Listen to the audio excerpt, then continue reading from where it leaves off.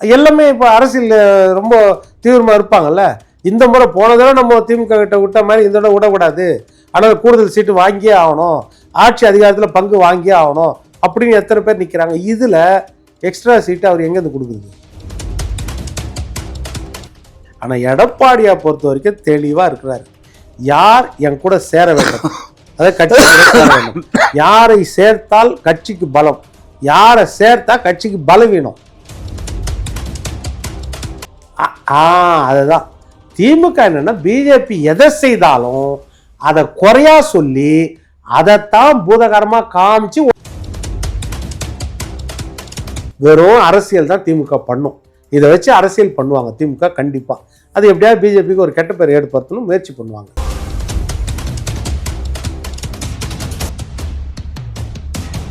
Sir, இப்போ பாஜகவுடைய மேலிடம் வந்து எடப்பாடி அவர்கள்கிட்ட ஒரு பேச்சுவார்த்தை நடத்தினதா சொல்றாங்க. இந்த மாதிரி விஜய் அவர்கள் அதிமுகவுக்கு வர்றது ஒரு எட்டாக்கனியா தான் இருக்கு, அதற்கு பதிலாக ஓபிஎஸ், டிடிவி தினகரன், சசிகலா இவங்க 3 பேரையும் நம்ம வந்து அழைச்சிக்கலாம் அப்படின்று சொன்னதாகவும் எடப்பாடி அவர்கள் வந்து அதை மறுத்துட்டாரு அப்படின்ற மாதிரி வந்து சொல்லியிருந்தாங்க. இது உண்மையா?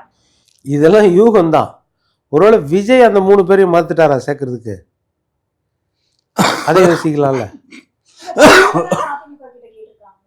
இல்ல, இந்த 3 பேரும் அங்க கேட்டிருக்கலாம்ல, விஜய் கிட்ட கேட்டு அவர் மறுத்ததால ஒருவேளை இந்த முயற்சி பண்றாங்களா, இது இருக்கலாம்ல, சொல்லுங்க. பின்ன அப்போ அப்படி யோசிக்கலாம்ல. விஜய் கூட சேர நினைச்சு மறுத்து, திமுக கூட சேர நினைச்சு அவங்களும் மறுத்து, அப்போ மறுபடியும் பிஜேபி அப்ரோச் பண்ணி அப்போ முயற்சி பண்றாங்களான்றத நம்ம கேள்வினால. அதனால இதெல்லாம் யூகங்கள், கற்பனைகள். இல்ல, திமுக எப்பவுமே ஒருத்தர் வராங்கன்னா அதை வந்து மறுக்க மாட்டாங்களே, ஏத்துக்க தானே செய்வாங்க. அது ஓபிஎஸ்ஸா இருந்தாலும் சரி, டிடிவி தினகரன் இவங்க எல்லாருமே வந்து அவங்க ஏத்துக்க தான் செய்வாங்க. மறுத்திருப்பாங்கன்னு எதன் அடிப்படையில சொல்றீங்க? இல்ல, நம்ம சொல்ல முடியல. ஏன்னா இப்போ நீங்க யோசிச்சிங்கன்னா திமுக ஏற்கனவே சேச்சுரேஷன் ஆகுது. ஓட்டு யாருக்கு சீட்டு கொடுக்குறது? இருக்கிறவங்களே டிமாண்ட் பண்ணியிருக்காங்க. இப்போ கிரீஷ் சோடங்கர் காங்கிரஸ் தலைவர், அவர் வந்தோடனே என்ன சொல்றாரு, 117 இடம் எங்களுக்கு கொடுக்கணுன்றாரு, நாங்கள் ஆட்சி அதிகாரத்தில் பங்கு கொடுக்கணுன்றாரு. இப்போ முன்னாள் தலைவர் KS அழகிரி, காங்கிரஸ் மாநில தலைவர், அவர் என்ன சொல்றாரு, முன்னாள் MP, முன்னாள் MLA, அவர் என்ன சொல்றாரு, இந்த மாதிரி காலகாலமாக இப்போ திமுக என்ன செய்யுதுன்னா, சார் அவங்க எடுத்துட்டு சக்கையை எங்களுக்கு கொடுக்குறாங்க, இந்த முறை அப்படி நடக்காதுன்றாரு. கண்டிப்பா நாங்க அதிக சீட்டுகளும் கேட்போம், எங்களுக்கு ராஜேஷ்குமார் என்ன சொல்றாரு, அவரும் எங்களுக்கு ஆட்சி அதிகாரத்துல பங்கு வேணும்ன்றாரு. இன்னொரு பக்கம் நம்ம இவங்க விடுதலை சிறுத்தைகள் வன்னியரசு அவர் என்ன சொல்றாரு, 25 தொகுதி நாங்க குறைஞ்சது கேட்போன்றாரு. கம்யூனிஸ்ட் தலைவர் சண்முகம் அவர் என்ன சொல்றாரு, இந்திய யூனியன் தலைவர் கம்யூனிஸ்ட் தலைவர் வீரபாண்டி அவர் என்ன சொல்றாரு, எல்லாம் இரட்டை இலக்கத்துல நாங்க சீட்டு கேட்போன்றாங்க. இப்போ வைகோ இப்போ திருச்சியிலேருந்து ஆரம்பிச்சிட்டாரு, நடைப்பயணம் ஆரம்பிச்சிட்டாரு. எல்லாமே இப்போ அரசியல் ரொம்ப தீவிரமாக இருப்பாங்கல்ல. இந்த முறை போன தடவை நம்ம திமுக கிட்ட விட்ட மாதிரி இந்த தடவை விடக்கூடாது, ஆனால் கூடுதல் சீட்டு வாங்கியே ஆகணும், ஆட்சி அதிகாரத்தில் பங்கு வாங்கியே ஆகணும் அப்படின்னு எத்தனை பேர் நிற்கிறாங்க. இதில் எக்ஸ்ட்ரா சீட்டு அவர் எங்கேருந்து கொடுக்குறது? அப்போ அந்த யோசனை இருக்கலாம்ல. இதுவும் இருக்கலாம். நம்ம யூகத்தில் தான் சொல்கிறோம், அது இருக்கவும் செய்யலாம் இல்லையா. இன்னொன்று, பிரச்சனையை வீட்டில் ஆட்களை நம்ம கூப்பிட்டு நம்ம கூட வச்சுக்கிட்டோம்னா நாளைக்கு இங்கேயும் ஏதாவது பிரச்சனை வரக்கூடாது, அது யோசிக்கலாம்ல. ஏன்னா அவருக்கு எதிர் பார்ட்டிகளை ஏற்கனவே சேர்த்தாச்சு. இப்போ டிடிவி இருக்காருன்னா தங்க தமிழ்ச்செல்வன் சேர்த்தாச்சு. இப்போ திருப்பி ஓபிஎஸ் டிடிவி எப்படி சேர்க்கறது? இந்த இடமும் இருக்குமா இல்லையா? அந்த கரூர் சைடு எடுத்தீங்கன்னா இப்போ செங்கோட்டையன்னு சொல்கிறீங்க, அங்கே செந்தில் பாலாஜி அந்த சைடு சேர்த்தாச்சு. முத்துசாமி, செந்தில் பாலாஜி இருக்கிறாங்க, ரொம்ப ஸ்ட்ராங் கேண்டிடேட். அதே மாதிரி சேலத்தை எடுத்துக்கிட்டேன்னா இவர் நம்ம என்ன கணபதி, செல்வ கணபதி இருக்காரு. அவங்கெல்லாம் வந்து ஏற்கனவே MP அமைச்சரெல்லாம், அதனால அதெல்லாம் கஷ்டம். அதெல்லாம் யோசிப்பார்ல. இப்போ இருக்கிற நிலைமையை நம்ம மாற்றக்கூடாது, இவங்கெல்லாம் தனிப்பட்ட ஆளுங்க, பெரிய கூட்டம் கூட கிடையாது, அந்த எண்ணமும் வரலாம்ல. அதனால எல்லா சான்ஸும் இருக்குது, இல்லைன்னு சொல்ல. ஆனால் எடப்பாடியை பொறுத்த வரைக்கும் தெளிவாக இருக்கிறாரு. யார் என் கூட சேர வேண்டும், அதை கட்சி சேர வேண்டும். யாரை சேர்த்தால் கட்சிக்கு பலம், யாரை சேர்த்தா கட்சிக்கு பலவீனம், அதை முதல்ல அவர் ஃபில்டர் பண்ணி வச்சிருக்காரு தெளிவா. அதனால அடுத்த கட்டத்துக்கு அவர்கள் போனதே வந்து ஒரு மிகப்பெரிய பின்னடைவு தான். அது அந்த மாவட்டத்தில், ஈரோடு மாவட்டத்தில் அவர் போனது பின்னடைவு. அதில் ஒன்றும் அது இல்லைன்னு சொல்ல உங்களால் இயலாது. ஏற்கனவே இருந்த நிறைய நம்ம இல்ல, நாடாளுமன்ற நீங்க சொல்றது கரெக்ட். அவருக்கு பின்னடைவு செங்கோட்டையனுக்கு. செங்கோட்டையனுக்கு பின்னடைவுன்னு சொல்லாதீங்க. அதிமுகவுக்கும் பின்னடைவு தான். நீங்க ஒன்று சொல்லலாம், அதாவது 100 பேர் என்னை விட்டா மாப்பிள்ளை சீமான் சொல்லுவார், 100 பேர் என் கட்சியை விட்டு போனால் 1000 பேர் என் கட்சிக்கு வர்றாங்க. வரலாங்க, அந்த கேப்பபிலிட்டி வேணும். இல்லை எந்த கேப்பபிலிட்டி அதான் சொல்லுங்க. எந்த கேப்பபிலிட்டினா அரசியல்ங்கிறது வந்து உடனடியா வந்துடாது ஒருத்தருக்கு. நான் என்ன நீங்க சொல்றேன், இவ்வளவு தூரம் வந்து செங்கோட்டையன் பேசுறீங்கன்னா நீங்க எத்தனை அரசியல் வருஷம்? உடனடியா வந்துடாது விட்டுருங்க. அது மாதிரி இவர் தான் 55 வருஷம் அரசியல் இருக்கிறாரு செங்கோட்டையன். அவர் கேப்பபிலிட்டியே சொல்லுங்கன்ற. இப்ப என்னங்க, அவர் கூட இருந்த ஒன்றிய செயலாளருக்கு பூரா வந்து இவரே நீக்கிட்டார். 9 பேர் நிக்கிருக்காங்க இது வரைக்கும், அவ்வளவுதான். அவ்வளவுதான். 9 சரி, பேர் ஒன்றிய அந்த ஏரியால பட்டாசு வச்சு கொண்டாடினாங்க. 72 எம்ஜிஆர் காலத்துல இருந்து இருக்காரு. ஆமா, ஒரு 20 எம்எல்ஏ போயிருப்பாங்களா அவர் பின்னாடி இப்போ? அதெல்லாம் ஒரு எம்எல்ஏவும் போகல. அப்புறம் அது அவர் அந்த மாதிரி அரசியல் பண்ணல. எந்த மாதிரி அரசியல் பண்ணோம்? அதாவது குரூப்பிசம் பண்ணல. ஆமா, தனக்கு மட்டும் பாத்துக்கினாரு. தனக்கு அதுதான் நீங்க சொல்றது. குரூப் பாலிடிக்ஸ் பண்ணல சார். குரூப்பே வேணாம் சார், 4 பேரை வளர்த்து விடணும்ல. நீங்க எப்படி குரூப் பண்ணுவீங்க? அத சொல்லுங்க. 10 எம்எல்ஏ வளர்த்து விடணும்ல. நீ காமாட்சி நாடு ஐயா பேரை சொல்றதுக்கு ஒரு 10 எம்எல்ஏ இருக்கிறாங்களா இன்னைக்கு? அந்த மாதிரி இருக்கணும்ல. அது ஏன் இல்ல? நான் எம்ஜிஆர் காலத்துல இருந்து இருந்தேன், நான் ஜெயலலிதா அம்மா போறதுக்கே ரூட்டு நான் தான் போட்டு கொடுப்பேன் எல்லாம் சொன்னீங்கல்ல. அப்போ இன்னும் அவர் கூட ஒரு 10 மாவட்ட செயலாளர்கள் ராஜினாமா பண்ணி போயிருக்கணும்ல. அது பண்ணல. அப்புறம் அதுதான் எந்த செல்வம். அவரு இப்ப தொகுதியில கோபியில பட்டாசு வெடிச்சு கொண்டாடுறாங்க. ஆமா. அப்புறம் கண்ணு எப்பயுமே ஒரு எதிரிங்கிறவன் கூடயே இருப்பான் சார். எதிரி இல்லாத எப்படி அரசியல்? எதிரி கூட இருக்க மாட்டாங்க, எதிரி எதிர இருப்பான், துரோகி தான் கூட இருப்பான். துரோகி இருப்பான்ல, துரோகி இருப்பான்ல, கூட இருப்பான். அதனால அது இருக்கத்தான். அதனால அதை வந்து அவருக்கு விலக்கி விடுறாரு, அவ்வளவுதான். நீங்க அதாவது அவர் வந்து ஜெயலலிதா மாதிரி ஆக்ட் பண்றாரு. அது எந்த அளவுக்குங்கிறத வந்து 26 தேர்தலில் தான் நம்ம பார்க்க இயலும். இப்போ வந்து அவர் மட்டும், அவரும் பாரதிய ஜனதா கட்சியும் 2 பேரும் தமாக தமாக ஆமா, தமிழ் மாநில காங்கிரஸ் இன்னும் ஒரு 2 எடுப்புகள்லாம் இருக்குன்னு வச்சுக்கோங்க.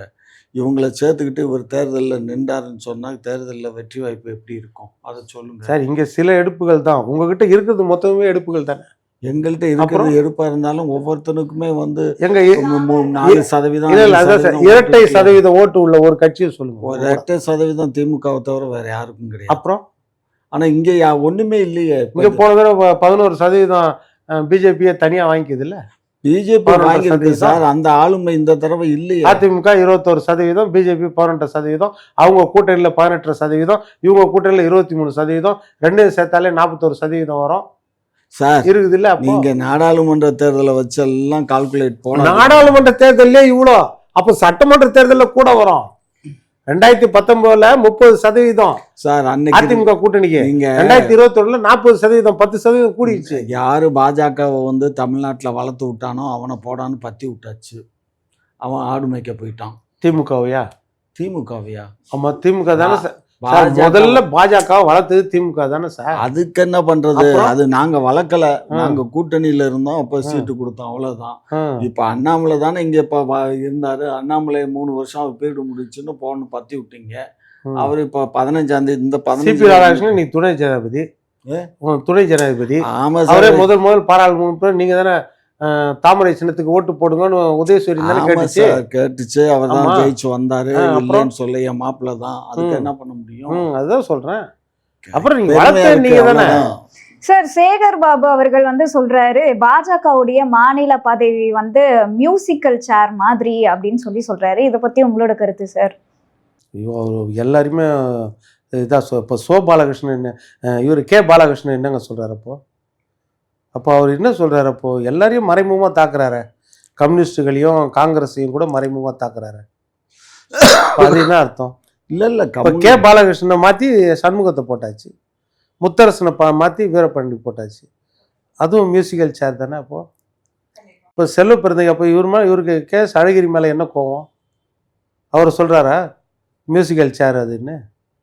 அது 3 ஆண்டுக்கு ஒரு முறை அவங்க கட்டமைப்பு அப்படிமா மத்திய இதுல வந்து பாத்தீங்கன்னா 2 தடவை வந்து இவர் இருந்தாரு, பொன் ராதாகிருஷ்ணன் இருந்தாரு. அதுக்கப்புறம் இந்த அம்மா தமிழிசை வந்து 2 பீரியடு அந்த அம்மா இருந்தாங்க. அதுக்கப்புறம் அதுக்கு முன்னாடி வந்து 2 பீரியடு யாரும் இருந்தது, அதுக்கு முன்னாடி ராவ் இருந்தார், 2 பீரியடு இருந்தார். இதில் ஒரு ஸ்கூல் வச்சுருக்காரு, அவர் ஒரு 2 பீரியடு தலைவராக இருந்தார். மற்றவங்கெல்லாம் ஒவ்வொரு பீரியடு தான் தலைவராக இருந்தாங்க. கிருபாநிதி கூட ஒரு 3 வருஷம் தான் இருந்தார். இன்னொன்று அது மாநில போஸ்ட்டுமா, அது அதனால மாநில போஸ்ட். இன்னொன்று சொல்கிறேன், ஜனநாயகம்னா ஒரு கட்சியில் மியூசிக்கல் சேராக தான் இருக்கணும். அதுதான் உண்மையான ஜனநாயக கட்சி. பேரன் பையன் அடுத்தது தாத்தா இப்படி இருக்கிறதா ஜனநாயக கட்சி. அது மியூசிக்கல் சேர் கிடையாது. அது ஒரே ஒற்றைப்படை நாற்காலி தான். அது அது வந்து ஒன் மேன் ஷோ மாதிரி. தாத்தா இருப்பார், அடுத்தது மகன் இருப்பார், அடுத்தது பேரன் இருப்பார், அதுக்கு அடுத்தது கொள்ளு பேரன் இருப்பார். அது மியூசிக்கல் சேர் கிடையாது. மற்றபடி வந்து தேசிய கட்சிக்கே தலைவர்கள் மாறி மாறி வந்தாங்கன்னா அது பேர் மியூசிக்கல் சேர் தான். மாநில கட்சியாக இருந்தாலும் சரி, தலைவர்கள் மாறி மாறி வந்தாங்கன்னா அதுக்கு பேர் வந்து மியூசிக்கல் சேர். மியூசிக்கல் சேராக இருந்தால் தான் ஜனநாயகம். வெறும் ஒரு குடும்ப நாற்காலியாக இருந்தால் அது ஜனநாயகம் கிடையாது. அது உண்மைதான் அவர் சொல்றது. சார், ஒரு பேசிட்டு இருக்கும்போது ஒற்றைப்படை கட்சி அப்படின்ற மாதிரி ஒரு விமர்சனம் வச்சிருக்காரு. நீங்க இதை எப்படி பாக்குறீங்க? என்னப்பா, அதாவது திமுக மாதிரி என்ன தலைமுறை குடும்பப்படை ஒரே குடும்ப படையாவ ஆட்சி பண்ண முடியும்? மியூசிக்கல் சேர் அவருக்கு பொழுதுபோலைன்னு வந்து உட்காந்துட்டு பேசிட்டு இருக்காரு. அமித்ஷா வந்து அன்னைக்கு வந்ததுல இருந்து அவர் தான் உள்துறை. அதே மாதிரி ஒவ்வொரு இலாக்காலையும் இருக்கக்கூடிய இப்போ ஒன்றிய மந்திரிகள் பூரா இந்த 13 வருஷமாக அவங்க தான் குப்பையை கொட்டிக்கிட்டு இருக்காங்க. இவர் 3வது தடவையாக பிரதமராகவும் இவர் குப்பையை கொட்டுறாரு. இப்போ நிதிஷ் 8 தடவை போய் 9வது தடவையாக அந்த ஆளும் இப்போ சீஃப் மினிஸ்டராக வர. நீங்க சொல்றதெல்லாம் இதெல்லாம் பதவி என்ன? இது கட்சி பதவி கத்துக்கப்பது எல்லாம் ஒன்று. என்ன மக்கள் என்ன இவங்களை மக்கள் தேர்ந்தெடுக்கிறாங்க? எம்எல்ஏக்கள் சேர்ந்தாமா தேர்ந்தெடுக்கிறாங்க? மக்கள் தேர்ந்தெடுக்கல. மக்கள் தேர்ந்தெடுக்கிறது எம்எல்ஏவை. எம்எல்ஏ சேர்ந்து தான் இவங்களை தேர்ந்தெடுக்கிறாங்க. இப்போ எம்பிக்கள் சேர்ந்து தான் பிரதமரை தேர்ந்தெடுக்கிறாங்க. அதனால் இதெல்லாம் வந்து ஒரு வரையறைக்குள்ளே இல்லாத ஒன்றுப்பா. இப்போ இதில் இவ்வளோ தூரம் பேசுகிறாங்களே, இப்போ எவ்வளோ நாள் ஆச்சு அகில இந்திய தலைமை மாறி? சொல்லுங்கள், அகில இந்தியாவில் யார் இப்போ தலைவர்? சொல்லுங்கள், யார் தலைவர்? சார், அதான் எடப்பாடி தான் அனைத்து இந்தியாவில் இருக்காரு. பாரதிய ஜனதா கட்சி பிஜேபியில பதவி காலம் முடிஞ்சிருக்குது. நட்டா 2 வருஷம் ஆச்சு அவர் பதவி முடிச்சு. 2 வருஷம் ஆச்சு நட்டா பதவி முடிச்சு. 3வது வருஷம் வரப்போகுது. சரியா? 2 பீரியடு. அதுக்கு நட்டாவுக்கு மேல ஒரு செயல் தலைவர் தான் அவர். நட்டா அவர் தலைவர் யாருன்னா அமித்ஷா தான் தலைவராக போட்ட ஆரம்பத்தில். ஞாபகம் இருக்கா உங்களுக்கு? நட்டா தான் தலைவர். நட்டா தலைவராக போடும்போது அப்போ வந்து என்ன பண்ணாங்க? அந்த நான் என்ன சொல்றேன், தலைவராது போடுறாங்க. இப்போ காங்கிரஸ் எடுத்துக்கோங்க, யார் தலைவர்? காங்கிரஸுக்கு யார் தலைவர்? கட்சிக்காரங்களுக்கு ராகுல் காந்தி தான் தலைவர். ஆனா எழுத்துப்பூர்வமா பாத்தீங்கன்னா மல்லிகார்ஜுன கார்கே தான் தலைவர். அந்த மாதிரி கூட இதுல போட முடியாத திமுகல. அதைத்தானே சொல்றோம். ஏங்க, இது அந்த மாதிரி பேரு கூட போட முடியாது. இது ட்ரஸ்ட்டுங்க. அதைத்தான் சொல்றேன். இது எங்க ட்ரஸ்ட். எங்க ட்ரஸ்ட்ல நாங்க யார் தலைவர் யார் செயலாளர்னு ஏற்கனவே ட்ரஸ்ட் வரையறுத்திருக்கு. அது அந்த திமுக கட்சி இல்ல, அது ஒரு ட்ரஸ்ட். ஆமா, அரசியல் கட்சி ட்ரஸ்ட் தான். நாங்க அரசியல் கட்சியை ட்ரஸ்டா மாத்தி வச்சிருக்காங்க. அதான் சொல்றேன். அதுல அவரே ஒத்துக்கினார்ல. அவங்களுக்கு என்ன கஷ்டம்? ஏன்னா எங்க ட்ரஸ்ட்டை மாத்திட்டு அதை விட்டுட்டு அறிவாலயம் எங்க முரசொலி எல்லா சொத்து பத்து எல்லாம் வந்து இவ்வளவு லட்சம். இதே மாதிரி பேஞ்சர் அண்ணா ட்ரஸ்ட் உருவாக்கி இருந்தாருன்னா என்ன ஆயிருக்கும்? அண்ணா எங்க உருவாக்குறது?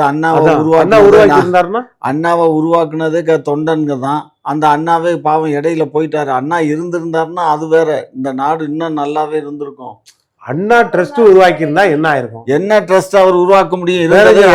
இந்த கட்சியை தோக்குனாரு. எங்க 8 மாசம் தாங்க 9 மாசம் தாங்க அவர் இங்க உண்மையா ஆட்சி பண்ணது. இருந்திருந்தாருன்னா ட்ரஸ்ட் உருவாக்கி இருப்பாருன்றீங்களா? அதெல்லாம் அவரு அந்த அளவுக்கு அவர் புத்திசாலி இல்ல கிடையாது. அதுதான் சொல்றேன், புத்திசாலி இல்லைன்னு கிடையாது, அந்த மைண்ட் வராது. ஏன்னா அவரு பொது வாழ்க்கையில இருந்து அவரு மாற்றான் தோட்டத்து மல்லிகைக்கும் மனம் இருக்கும் அப்படின்னு மற்றவர்களையும் மதிச்சு நடந்தவர் அவர். அதே மாதிரி அவர் ஆட்சியில இருக்கும் பொழுதே, அவர் அதிகாரத்தில் இருக்கும்போதே அவருடைய வளர்ப்பு மகனோ யாரையோ கூட அடையாளம் காட்டாம தம்பி வா தலைமையேற்க வான்னு நடமாடும் பல்கலைக்கழகம் நாவலர் நெடுஞ்செழியன் தான் கூப்பிட்டார். அவருடைய சொந்தம் கிடையாது. அதுதான் சொல்ல வரேன். அப்போ அதுதான் கட்சி. அந்த மாதிரி தான் கட்சி இருக்கணும். அவ்வளோதான் சார். இங்கே பாருங்க, கட்சியெல்லாம் அந்த காலத்தில் பாய விரித்து உட்காந்துட்டு இருந்த சீஃப் மினிஸ்டர் காலம்லாம் மலையேறி போச்சு. இப்போ எல்லாம் வந்து ஏசி ரூமில் உட்காந்து ஒர்க் பண்ணுற காலம் மாறிடுச்சு. நீங்கள் இன்னுமே பல கதையெல்லாம் பேசாதீங்க, சரியா? ஏசின்னு ஒன்று தான் ஞாபகம் வருது. ஆ. காமராஜர் அந்த மாதிரி கேட்டாருன்னு நீங்கள் சொல்கிறது. காமராஜருக்கு வந்து கேட்டாருன்னா ஏமா அவர் காமராஜர் தான் ஏசி எனக்கு போகிற இடத்துல ஏசி போட்டு கொடுங்கன்னு கேட்டாரு அப்படின்னு சொல்றது எவ்வளோ பெரிய ஒரு தவறு. விஷயம் என்னன்னா, இப்போ ஒரு ஊர்களெல்லாம் சுற்றி வர்றாரு, உடம்பு வந்து உஷ்ணமான உடம்பு, அவங்களுக்கு வந்து ஏசி இல்லைன்னா சிலருக்கு ஏசின்னா என்ன, அந்த சில் கிளைமேட் இருக்கணும். அது அதுக்காக அவர் கேட்டிருந்துருக்கலாம். இல்லை அவர் கேட்காமலே கூட அவர் கேட்டாருன்னு கூட அவர் பிஏக்கள் சொல்லியிருக்கலாம். அவர் தான் கேட்கணும்னு அவசியம் இல்லை, ஐயாவுக்கு இந்த மாதிரி இருக்கும் நீங்கள் பண்ணி கொடுங்கன்னு கேட்டிருக்கலாம். அதனால அதெல்லாம் வரலாறு எத்தனை பேர் எவ்வளோ எழுதியிருக்கிறாங்க. ஒரு பெரிய அவர் எந்த ஊர்ல ஏசி கேட்டாரு, அதெல்லாம் பெரிய விஷயம் இல்லை. ஆக பெரிய விஷயம் கிடையாது, அது எவ்வளோ பச்சை பொய். அடுத்து பார்த்தீங்கன்னா நீங்கள் வந்து அவர் வந்து ஹைதராபாத் போகணுன்னு சொன்னார். கலைஞர் வந்து போவேணாம் எமர்ஜென்சி பீரியடில், நீங்கள் எல்லையை தாண்டினீங்கன்னா உங்களை கைது பண்ணிவிடுவாங்க, தமிழ்நாட்டில் இருக்கிற வரைக்கும் தான் உங்களுக்கு நான் பாதுகாப்பு கொடுக்க முடியும் அப்படின்னு சொன்னார் அப்படின்னு சொன்னதுக்கு அது உண்மையா? சரி, அது எவ்வளவு பச்சை பொய். அதெல்லாம் இல்ல சார், நீங்க என்ன சொல்றது தெரியாது. டியூரிங் எமர்ஜென்சி அந்த யார் கையில இருக்கும்? நான் கேள்வி காலகட்டத்துல நம்ம லாண்ட் ஆர்டர் அப்ப யாரு கவர்னர் கையில தான் இருந்தது. அப்புறம் கவர்னர் டியூரிங் எமர்ஜென்சி யார் கையில இருக்கும்? எமர்ஜென்சினா மொத்த சட்டமே அங்க போயிடும், ஜனாதிபதி கையில போயிடும் பவர். ஜனாதிபதி டைரக்டா இங்கதான் போட்டாங்க. சரி, இவ்வளவு. அப்போ தமிழ்நாட்டுல காமராஜரை கைது செய்யாம இந்திரா காந்தி கைது செய்ய முடியாம காப்பாத்தினாருன்னு சொல்றீங்கல்ல. இந்திரா காந்தி கைது செய்தாங்க அப்படின்னா அதை காமராஜரை கலைஞரால காப்பாற்ற முடியும்னா தன் மகனை ஏன் காப்பாற்ற முடியல சொல்லுங்க? எப்படி ஜெயிலுக்கு போனாரு எமர்ஜென்சி பீரியட்ல? காமராஜரை காப்பாற்ற முடியுது, அப்போ தன் பையனை ஸ்டாலினை ஏன் காப்பாற்ற முடியல? அவர் ஜெயிலில் போட்டாங்க. அவர் காப்பாற்றிருந்தாருன்னா இவர் சிட்டி பாபு இறந்துருக்க மாட்டார்ல. அதெல்லாம் என்னன்னு அதெல்லாம் இல்லை சார், பவர் உங்கள் கையில் இருக்குதுன்னு நீங்கள் தானே சார் சொல்கிறீங்க. பவர் இருக்குது, காமராஜரை கைது செய்ய முடியாது. நான் இங்கே முதலமைச்சராகிறேன், அவரை கைது செய்ய என்கிட்ட தான் பவர். எமர்ஜென்சி பீரியட்னா ஸ்டாலினை கைது பண்ணாங்களே, சிட்டி பாபு இறந்துட்டாரு, ஆற்காடு வீராசாமி ஐயாவுக்கு ஒரு சைடு காதே செவிடாயிடுச்சே, அப்போ அதெல்லாம் காப்பாற்றிருக்கலாம்ல. அப்போ சொல்கிறதுல எவ்வளோ முரண் இருக்குது தெரியுதா? ரெண்டாவது இங்கே பாருங்க, அரசியல்ங்கிறது முரண் கொண்டது தான் அரசியல். முரண் இல்லாத தெளிந்த நீர் இல்லை, அது கண்டிப்பாக செய்யணும்ல, அந்த மாதிரி பேசக்கூடாதுன்னு. அதெல்லாம் இங்கே பாருங்க, இல்லாத தலைவர் அவரு முடிஞ்சு போச்சு. இல்லை அவரும் காங்கிரஸ் உங்க கூட இருக்குதே, தலைவர் இல்லை, கட்சி உங்க கூட தானே இருக்குது. கட்சி இருந்தா என்ன பிரயோஜனம்? ஏங்க, விதைச்சவன் செத்து போயிடலாம், ஆனா விதை மரமா நிக்குது இல்ல? ஆமா, இப்ப மரமா இருக்கு. நீங்க என்ன மரமா இருக்கு? காங்கிரஸ் மரமா தமிழ் அவ்வளவுதான். காங்கிரஸ் என்ன எக்ஸ்ட்ரா லக்கேஜ் என்ன பொறுத்த மட்டும் காங்கிரஸ் அதுதான் சொன்னேன். அதுக்காகத்தான் அவங்க விஜய் பாக்குறாங்க. விஜயை பார்த்தான்னா இல்லை விஜயாவை பார்த்தேன். சார், இப்போ வந்து இந்த எஸ்ஐஆர் வந்து திமுக வேண்டாம் வேண்டாம் அப்படின்னு வந்து சொல்லிட்டே இருக்காங்க. இதனால பாஜக வந்து ஆட்சி அமைக்க முடியும் நீங்க நினைக்கிறீங்களா? அதான் எஸ்ஐஆர்னா என்னம்மா, சாரா? அந்த வாக்காளர் ஒன்னா சேர்த்து சொல்லலாம்ல, சார்ன்னு சொல்லலாம்ல. அந்த சார்ன்ற வார்த்தைனாலே அலர்ஜி தான் திமுக, எல்லா விஷயத்துலையும் அலர்ஜி. அது இப்போ இந்த அண்ணா பல்கலைக்கழகம் ஞானசேகரன் வழக்கு, அது யார் அந்த சார்ன்னு கேட்டுது. அதே மாதிரி பார்த்தீங்கன்னா நம்ம Thiruppuvanam Ajithkumar illegal custodial death, 25வது டெத்து, அதில் வந்து கடைநிலை காவலர்களை பிடிச்சிட்டாங்க. யார் உத்தரவு போட்டா? அதுக்கு மேலே யார் உத்தரவு போட்டா? மிளகாப்பொடி கூட தூவி அடித்து அவனை இது பண்ணுங்கன்னு யார் உத்தரவு போட்டா? அங்கே போல. அப்போ யார் அந்த சார்? அங்கேயே நிற்கிது. அதே மாதிரி ஆம்ஸ்ட்ராங் கொலை வழக்கு 27 பேரை கைது பண்ணியாச்சு. அதில் மேலே கை இருக்குதா? யார் அந்த சார்? இந்த யார் அந்த சார்ன்ற கேள்வி நிறைய விஷயத்தில் வந்துட்டே இருக்குது. அதனால கள்ளக்குறிச்சி கள்ளச்சாராய மரணத்துலேயும் சரி, இதெல்லாம் வந்து யார் ஒருங்கிணைச்சது, யார் அந்த சார் அப்படின்னு இந்த கேள்வி எல்லாத்துல வந்து சார்ன்ற வார்த்தையை கேட்டாலே திமுகவுக்கு ஒரு பயம்தான் வரும். அது ஒரு பக்கம். இன்னொரு பக்கம், இதில் எந்த ஆதாயம் கிடைக்கும்? தமிழ்நாட்டை பொறுத்த வரைக்கும் அந்த எஸ்ஐஆர் நீங்கள் சொல்கிறத எந்த ஆதாயம் கிடைக்கும்? பிஜேபி போலி வாக்காளர்களை நீக்குவாங்க, அவங்களுக்கு இவங்க நீக்குவாங்க. ஸோ அது வந்து அதனால வந்து எல்லாருக்குமே வந்து நல்லது தான். ஆனால் திமுக மட்டும்தான் வந்து சொல்கிறாங்க அவங்க இது மூலயமா இந்த வட மாநிலத்தை சேர்ந்தவங்களை வாக்காளர்களாக பதிச்சிருவாங்க. இந்த மாதிரி போலி வாக்காளர்கள்லாம் வந்து வாக்காளர்களை மாத்துறதுக்கான வாய்ப்புகள்லாம் இருக்கு அப்படின்ற மாதிரி வந்து சொல்றாங்க. வாக்காளர் சேர்ப்புக்கும் இதுக்கும் சம்மந்தம் கிடையாது. இது வந்து வாக்கு லிஸ்ட்ல யார் யார் பேர் இருக்குது, நீங்க அந்த ஃபார்மே பார்த்துருப்பீங்க. அதுதான் சார், இப்ப இறந்தவங்களை கூட அவங்க வந்து நீக்காம விட்டுருவாங்க அப்படின்ற மாதிரி எல்லாம் திமுக சொல்றாங்க. அது இறந்தவங்களை நீக்காம விட்டா யாருக்கு லாபம்? தமிழ்நாட்டுல திமுகவுக்கு தான் திமுகவுக்கு தான் லாபம். அப்புறம் அப்போ இறந்தவங்களை நீக்கினா திமுகவுக்கு தான் நஷ்டம். அப்போ அப்படி தானே வருது. இது அந்த மாதிரி கிடையாது. இது என்ன அப்படின்னா, இப்போ அதுலேயே உங்கள் பேரே போட்டிருக்கு. இப்போ தீபிகானா தீபிகா பேர் போட்டு உங்கள் வாக்காளர் அடையாள அட்டை எண், அப்புறம் உங்கள் முகவரி, அப்புறம் எந்த வாக்குச்சாட்டில் நீங்கள் போடுறீங்க, எந்த சட்டமன்றம், எந்த நாடாளுமன்றம், பிகாஸ் பக்கத்தில் ஒரு ஃபோட்டோ, இதை பிரிண்ட் பண்ணி தான் அந்த ஃபார்மே உங்களுக்கு வருது.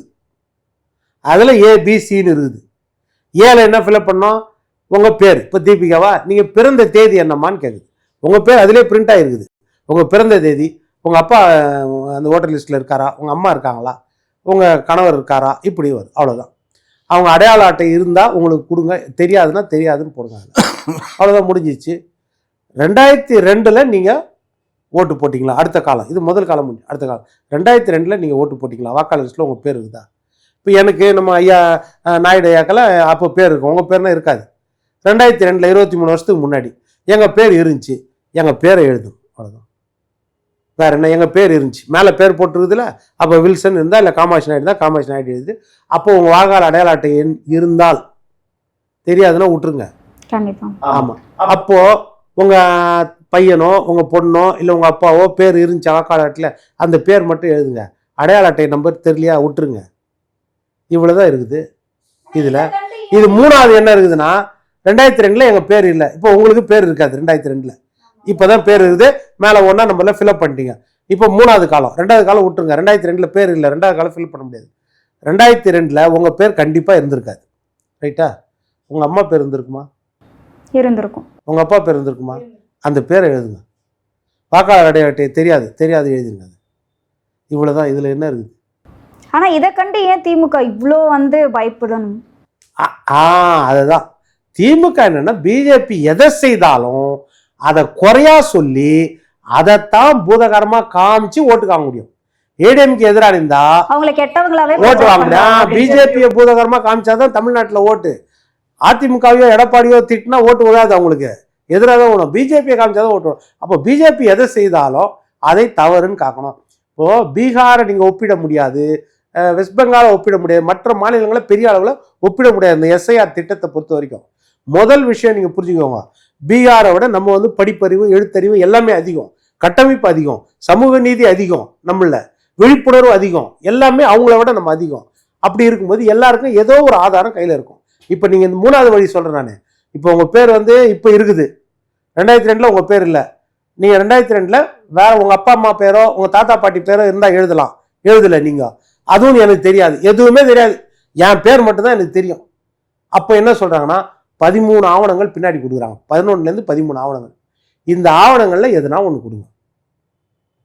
உங்கள் டிரைவிங் லைசன்ஸோ, உங்கள் பேன் கார்டு, இல்லைன்னா இது பாஸ்போர்ட்டு, இது டிசி, 10th படித்ததோ ஏதாவது இருந்தால் கொடுங்க.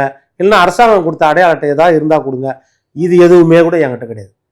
நான் தனியால், 2002 தெரியாது, எந்த அடையாளமும் என்கிட்ட இல்லை. அப்போது மாவட்ட அதிகாரிகிட்ட உங்கள் யாரோ ஒருத்தர் பரிந்துரை, உங்களுக்கு தெரிஞ்சவங்கள ஏற்கனவே கவுன்சிலரோ எம்எல்ஏ ஏதோ ஏரியாவில் தெரியல, அவர் பரிந்துரை பண்ணால் அவர்கிட்ட ஒரு கடிதம். இதுக்கு மேலே என்ன வேணும்? இதுதான் எஸ்ஐஆர், அவ்வளோதான். இதில் பேர் சேர்ப்பு கிடையாது. பேர் சேர்ப்புன்றது தனியாக 9ஆம் தேதிக்கு மேலே முகாம், அந்த முகாமில் தான் பேர் சேர்ப்புன்றது. இது வந்து இருக்கிறவங்களுக்கு போடுறது தான். இப்போ பீகார் ஏன் ஒப்பிடக்கூடாதுன்னு சொன்னால், பீகாரில் நான் சொன்னேன் இல்லை, இந்த வளர்ச்சி திட்டங்கள்லாம் நம்மளுக்கு நிறையா இருக்குது, கட்டமைப்பு நிறையா இருக்கிறோம், விழிப்புணர்வு. இன்னொரு பக்கம் அவங்க பார்டர் ஸ்டேட், அங்கே இல்லீகல் இன்ஃபில்ட்ரேட்டர்ஸ், அதாவது முறை தவறி உள்ள ஊடுருவவங்க இருக்கிறாங்க நிறையா. அவங்க ரேஷன் கார்டு வாங்கியாச்சு, ஆதார் கார்டு வாங்கியாச்சு, கேஸ் கனெக்ஷன் வாங்கி எல்லாத்தையும் வாங்கி இங்கே இருக்கிறாங்க. ஆனால் இந்தியா சிட்டிசன்ஸ் கிடையாது, அவங்களுக்கு பெரிய அளவில் எதுவுமே இருக்காது. அப்போ அவங்கள வந்து ஃபில்டர் பண்ணுவாங்க இந்த மாதிரி.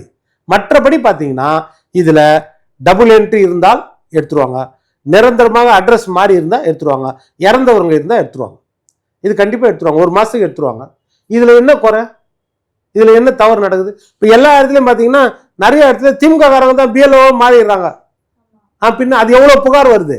அப்போது அப்போ இதுல ஏதாவது தவறு நடக்கிறது வாய்ப்பு இருக்குதுன்னா அது திமுக உடந்தையோன்ற கேள்வி வந்துருமா இல்லையா?